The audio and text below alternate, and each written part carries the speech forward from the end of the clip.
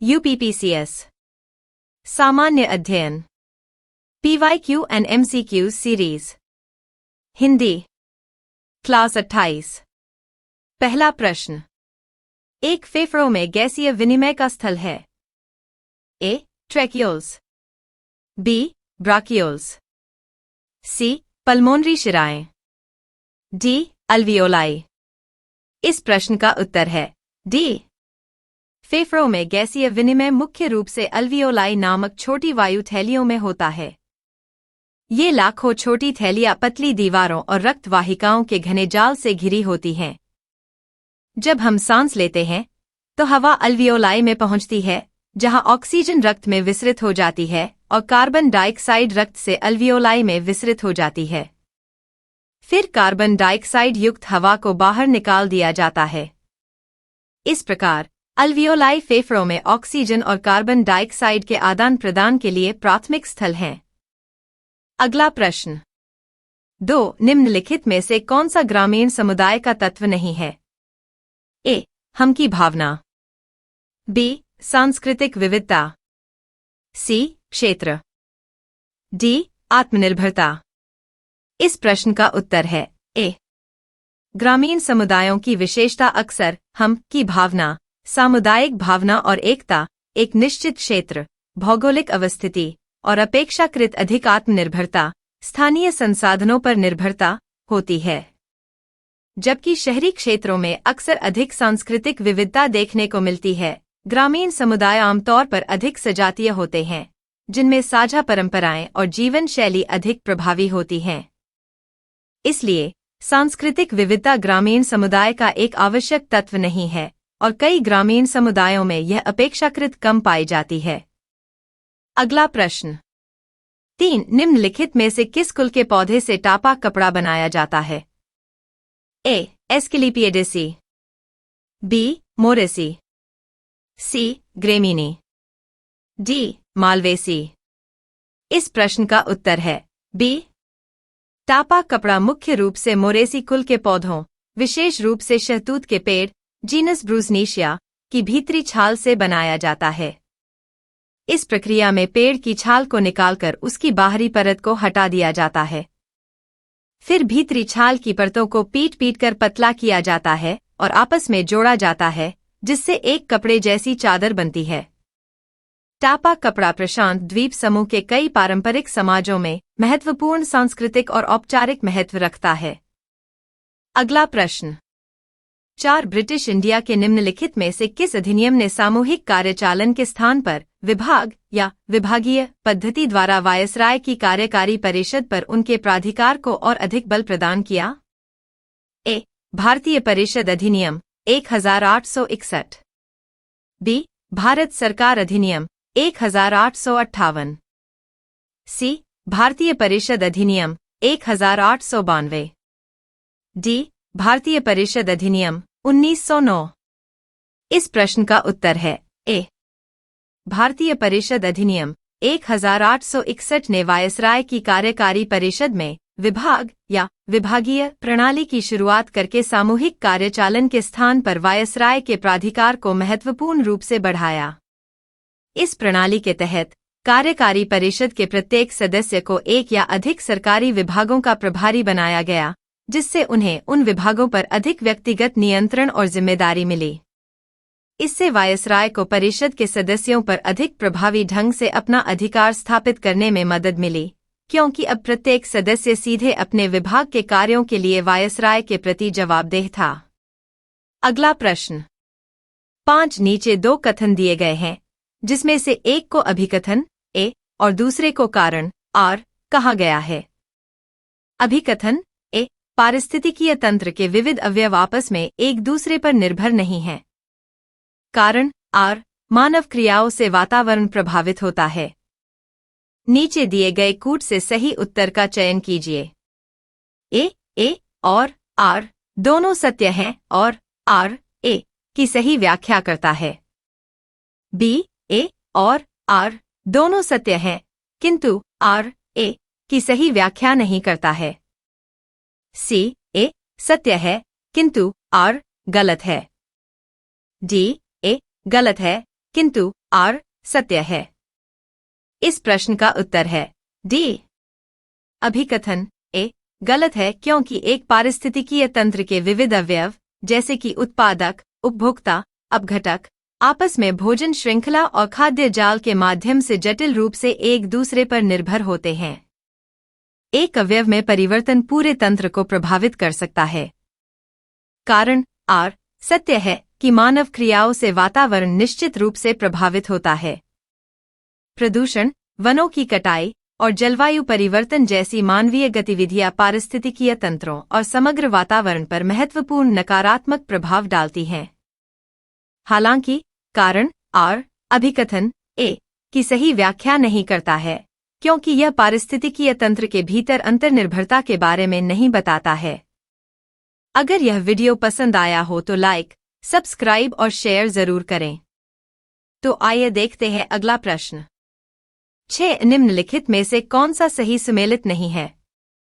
ए हुंडरू प्रपात सुवर्णरेखा नदी, बी चचाई प्रपात बीहड़ नदी, सी धुआधार प्रपात नर्मदा नदी, डी बूढ़ा घाघ प्रपात कांची नदी।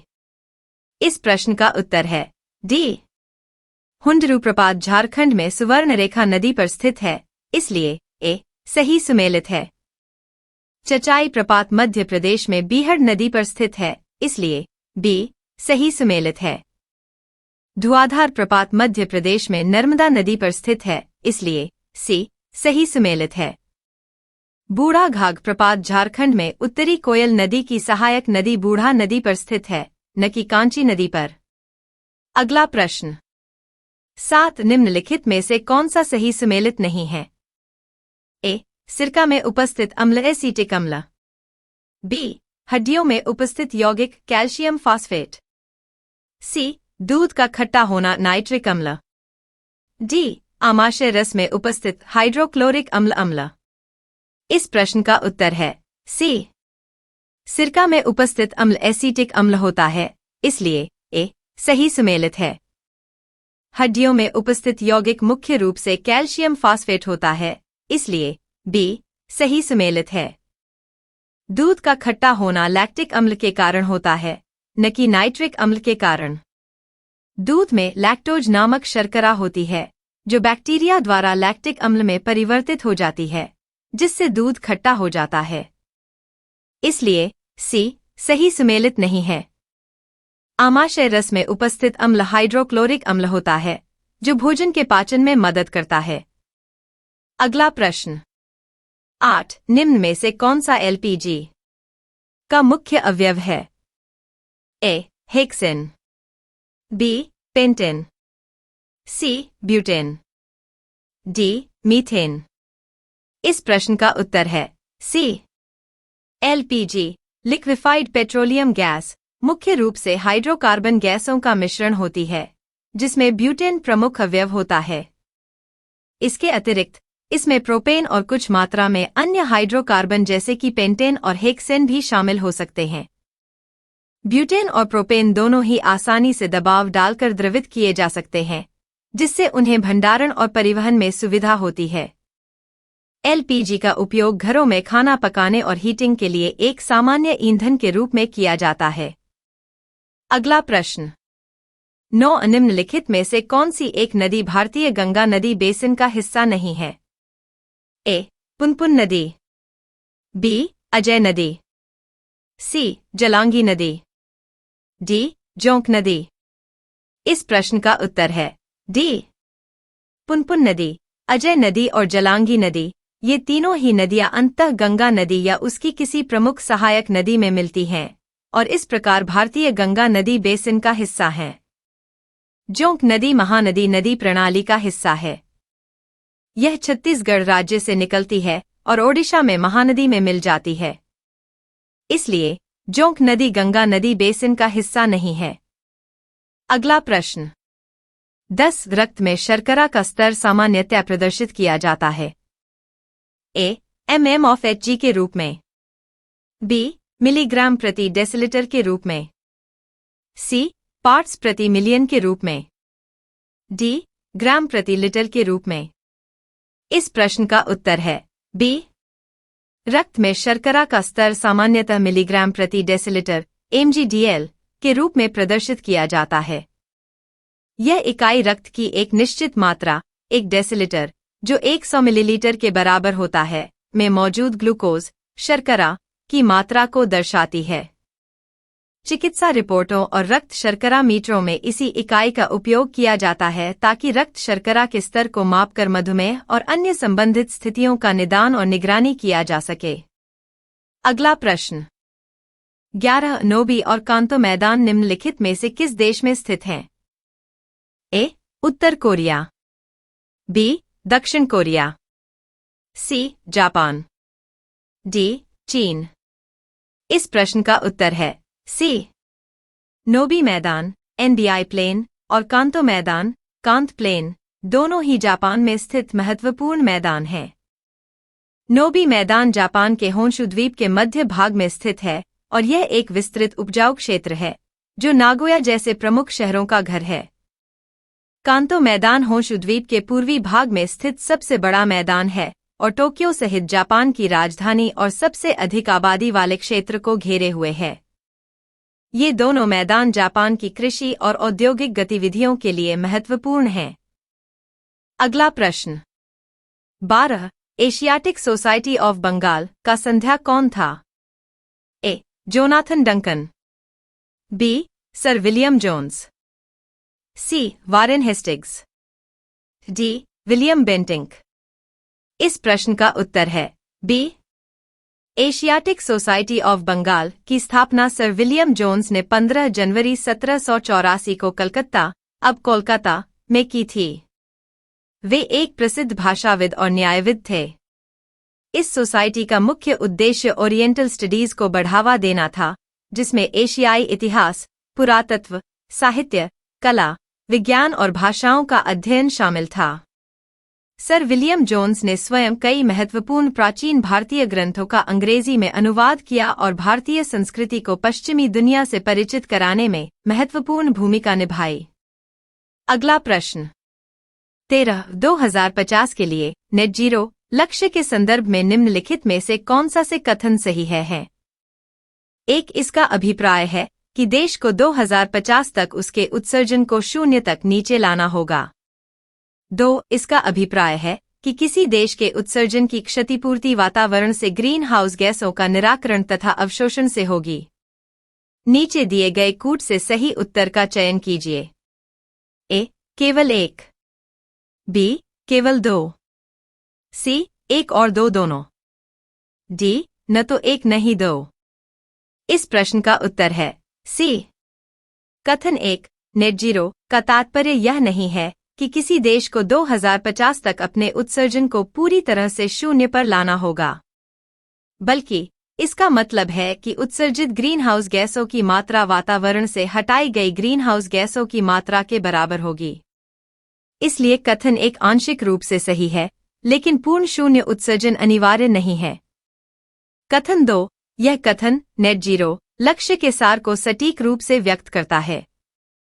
इसका अर्थ है कि किसी देश के उत्सर्जन की क्षतिपूर्ति वातावरण से ग्रीनहाउस गैसों के निराकरण, जैसे वनीकरण, कार्बन कैप्चर और अवशोषण से की जाएगी, ताकि वायुमंडल में ग्रीनहाउस गैसों की कुल मात्रा में वृद्धि न हो।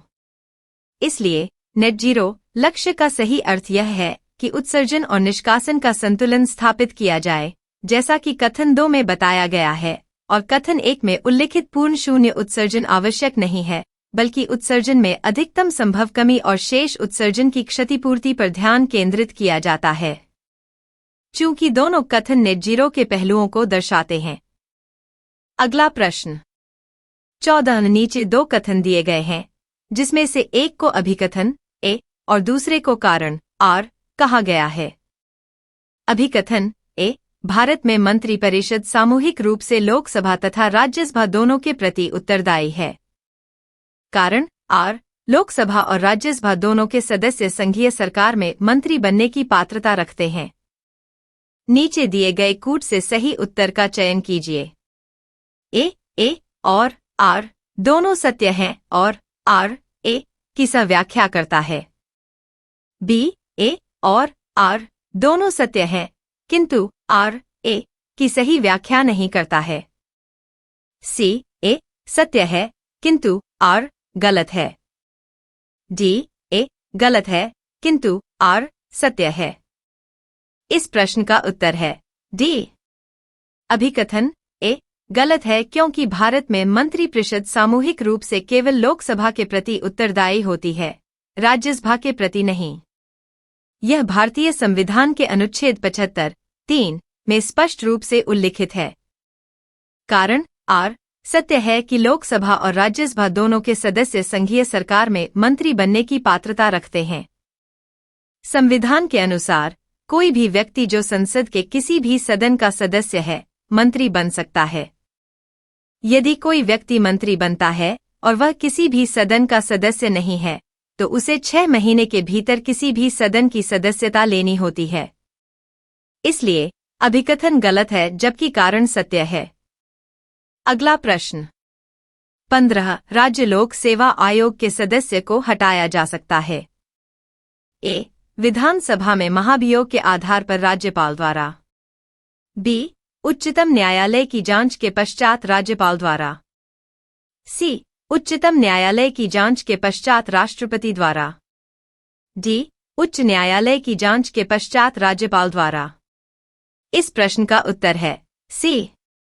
राज्य लोक सेवा आयोग के अध्यक्ष या किसी अन्य सदस्य को केवल राष्ट्रपति द्वारा हटाया जा सकता है।